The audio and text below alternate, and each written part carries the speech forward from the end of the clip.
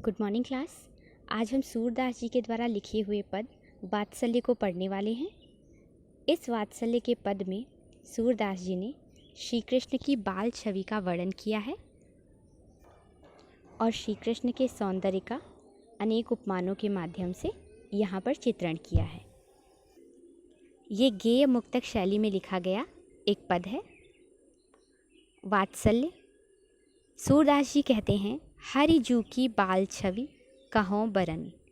हरिजू अर्थात हरि की यानी कि श्री कृष्ण जी की बाल छवि यानी बालक वाली जो छवि है, बाल छवि है, उनकी शिशु के अवस्था की जो छवि है उसका कहो बरनी।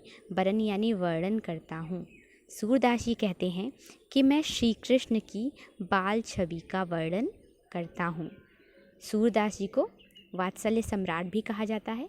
उसका कारण यही है कि सूरदास जी ने श्री कृष्ण की बाल छवियों का अनुपम वर्णन किया है। हरिजू की बाल छवि कहो बरनी। सूरदास जी कहते हैं कि मैं श्री कृष्ण की बाल छवि का वर्णन करता हूँ, श्री कृष्ण के बाल सौंदर्य का वर्णन करता हूँ। सकल सुख की सीव, जो श्री कृष्ण है वो सकल यानी संपूर्ण, सुख की सीव यानी सीमा है। जो श्री कृष्ण है वो संपूर्ण सुखों की सीमा है। कोटि मनोज शोभा हरण, कोट यानी करोड़ों, मनोज यानी कामदेवों की, शोभा को हरण यानी हराने वाले हैं, अर्थात उनके सामने करोड़ों कामदेव भी परास्त हो जाते हैं, उनका सौंदर्य भी हार जाता है। श्री कृष्ण संपूर्ण सुखों की सीमा है, अर्थात उनमें संपूर्ण सुख, जितने भी सुख इस संसार में, सृष्टि में पाए जाते हैं, वो सभी सुख उनमें मौजूद हैं। तो वो सभी सुखों की सीमा है और करोड़ों कामदेवों की शोभा को पराजित करने वाले हैं, अर्थात उनके समक्ष करोड़ों कामदेवों का सौंदर्य भी नहीं टिक पाता है, वो इतने सौंदर्यशाली हैं। भुज भुजंग सरोज नैननी, बदन विधु जित लरनी। उनकी जो भुजाएं हैं वो भुजंग यानी सर्प के समान हैं और उनके जो नैनन यानी नैन है वो सरोज यानी कि कमल के समान है। बदन विधु, और जो उनका बदन है यानी शरीर है वो विधु यानी चंद्रमा के समान है। जित लरणी, लरण यानी लड़ाई में, जित यानी जीत लिया है, और इन सब को श्री कृष्ण ने सौंदर्य की लड़ाई में जीत लिया है। सूरदास जी कहते हैं कि श्री कृष्ण संपूर्ण सुखों की सीमा है, करोड़ों कामदेवों की शोभा को पराजित करने वाले हैं। उन्होंने सौंदर्य की लड़न यानी लड़ाई में, उन्होंने सौंदर्य की प्रतियोगिता में या सौंदर्य की लड़ाई में अपनी भुजाओं से भुजंग यानी सर्प को, अपनी भुजाओं के द्वारा सर्प को, अपने नैनों के द्वारा सरोज यानी कमल को, और अपने वदन यानी शरीर के द्वारा विधु यानी चंद्रमा को जित यानी जीत लिया है। अर्थात उनकी जो भुजाएं हैं उन्होंने सर्पों को, उनके जो नेत्र हैं उन्होंने कमलों को, और मुख ने चंद्रमा को जीत लिया है। अर्थात उनकी भुजाएं, मुख और जो शरीर है, उनकी भुजाएं, नेत्र और शरीर हैं, वो सभी भुजंग यानी सर्प और कमल और चंद्रमा से कहीं अधिक सौंदर्यवान हैं। सूरदास जी कहते हैं कि सौंदर्य की लड़ाई में श्री कृष्ण ने अपनी भुजाओं से सर्प को, अपने नैनों से कमल को और अपने शरीर से चंद्रमा को जीत लिया है। रहे विवरणी सलिल नभ, उपमा अपरि दुर्डरनी। अब ये सभी तो श्री कृष्ण के सौंदर्य के सामने परास्त हो गए, तो वो कहाँ जाएंगे? वो रहे विवरणी, तो जो सर्प हैं वो विवरण यानी बिलों में जाकर छुप गए हैं। सूरदास जी ये कल्पना करते हैं कि इसी के कारण से जो सर्प हैं वो बिलों में जाकर के छुप गए हैं, क्योंकि वो श्री कृष्ण के सौंदर्य के समक्ष परास्त हो गए हैं। सलिल, और जो सरोज यानी कमल हैं वो सलिल यानी जल के बीच में जाकर के छुप गए हैं। नभ, और जो विधु यानी कि चंद्रमा है वो नभ में यानी कि आकाश में दूर जाकर के छुप गया है।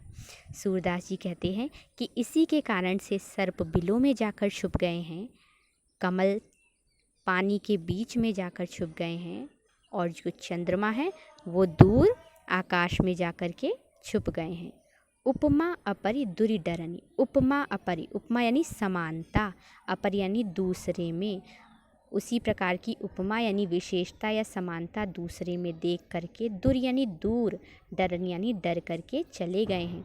इस प्रकार से ये सभी श्री कृष्ण के शरीर में अपनी विशेषताएं पा करके दूर डर करके भाग गए हैं। अर्थात जब उन्होंने देखा कि जो विशेषताएं हमारे अंदर हैं वो श्री कृष्ण के अंदर भी हैं, तो वो डर करके दूर चले गए हैं। मंजु मेचक मृदुल तनु, तनु यानी शरीर। श्री कृष्ण का जो शरीर है वो मंजु यानी सुंदर है, मेचक यानी काले या श्याम रंग का है, मृदुल यानी कोमल है। श्री कृष्ण का शरीर सुंदर, श्याम और कोमल है। अनुहरत भूषण भरणी, भूषण यानी आभूषण, गहने, अनुहरत यानी अनुसरण करने वाले हैं, और उनके शरीर पर जो आभूषण हैं वो भी उनके शरीर का अनुसरण करते हैं। अर्थात जैसे उनका शरीर सुंदर और कोमल है वैसे ही उनके आभूषण भी अत्यधिक सुंदर हैं। श्री कृष्ण की बाल लीलाओं का वर्णन करते हुए सूरदास जी कहते हैं कि मैं श्री कृष्ण की बाल छवि का, बाल सौंदर्य का वर्णन करता हूँ। वे श्री कृष्ण संपूर्ण सुखों की सीमा हैं और करोड़ों कामदेवों की शोभा को हराने वाले हैं, पराजित करने वाले हैं। उन्होंने सौंदर्य की लड़ाई में अपनी भुजाओं से सर्प को, अपने नैनों से कमल को और अपने शरीर से चंद्रमा को जीत लिया है, जिसके कारण जो सर्प हैं वो अपनी उपमा किसी दूसरे के शरीर में देख करके बिलों में जा छुपे हैं, जो कमल हैं वो जल के बीच में जा छुपे हैं, और जो चंद्रमा है वो दूर जा कर के आकाश में छुप गया है। श्री कृष्ण का जो शरीर है वो सुंदर, श्याम और कोमल है, और उनके शरीर पर जो आभूषण हैं वो उन्हीं का अनुसरण करने वाले हैं। अर्थात जैसे उनका शरीर सुंदर है वैसे ही उनके आभूषण भी अत्यधिक सुंदर हैं। मनहु सुभग सिंगार शिशुतर, फर्यो अद्भुत फरनी।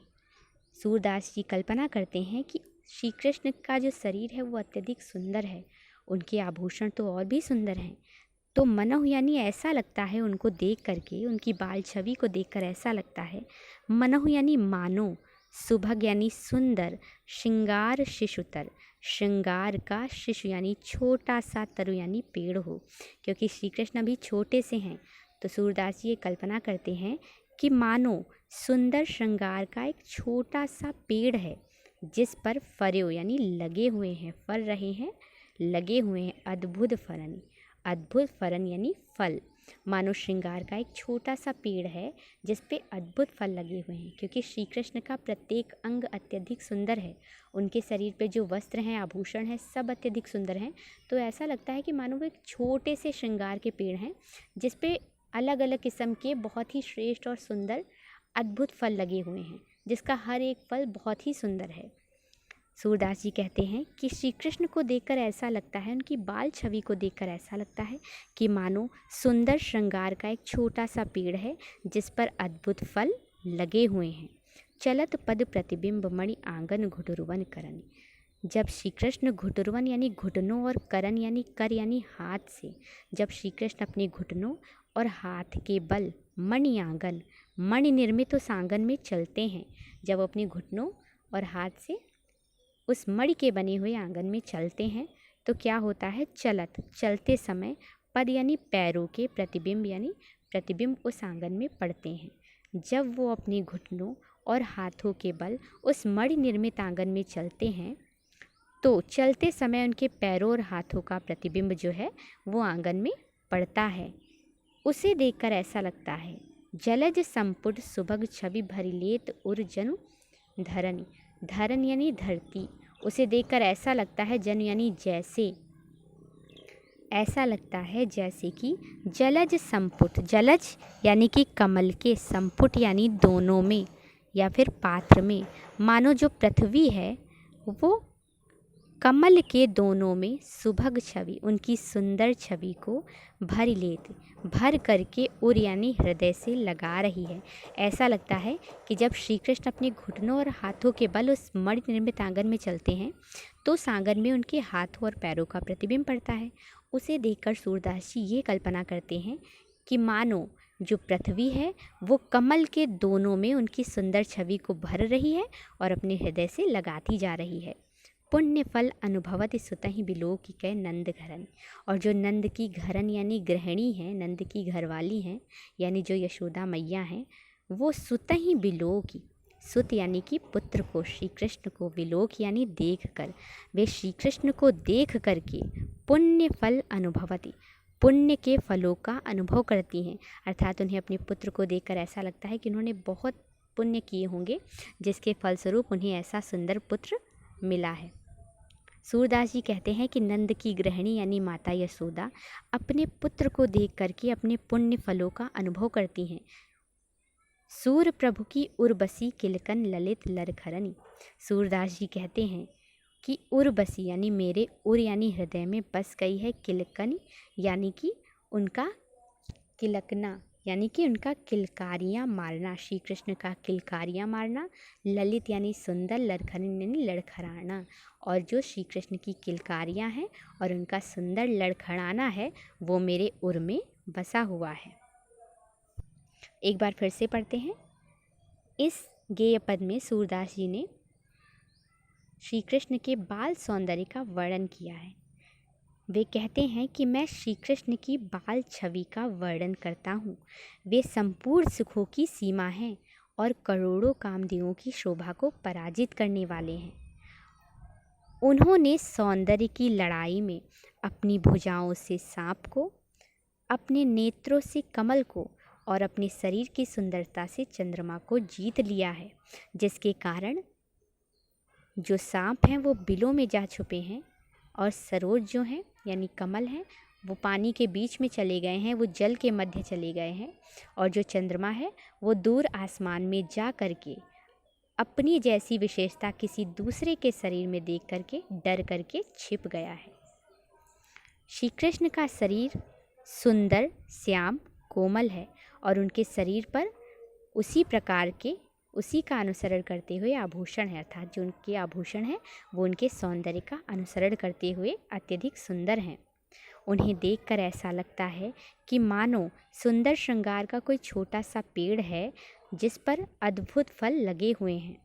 जब श्री कृष्ण अपने पैरों के बल घुटुरवन करन, अपने घुटनों और हाथों के बल उस मणि निर्मित आंगन में चलते हैं तो उनके हाथों और पैरों का प्रतिबिंब उस आंगन में पड़ता है, जिसे देखकर ऐसा लगता है कि मानो जो पृथ्वी है वो कमल के दोनों में श्री कृष्ण की सुंदर छवि को भर रही है और उसे उर यानी अपने हृदय से लगाती जा रही है।